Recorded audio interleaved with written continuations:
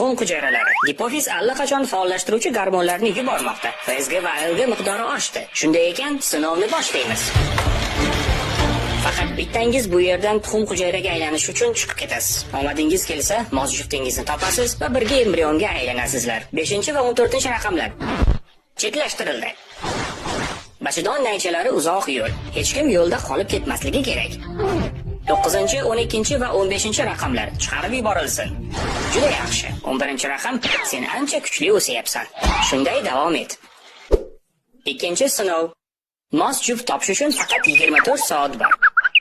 Tezkor harakat qilish kerak. Eng yaxshilarini aniqlash juda muhim.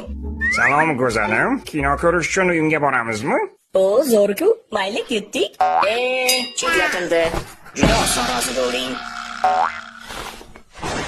13 raqam. Bir piyola choy ichishga nima deysiz? Yo'q, aslo yo'q. Surbotdan bezbet, san bilan choy ichgandan ko'ra o'lganim yaxshi. Chetlashtirilsin. Juda ham dimog'dor. Ey malikam, genetik kodimizni birlashtiramizmi? Balki nimadir o'xshab qolar.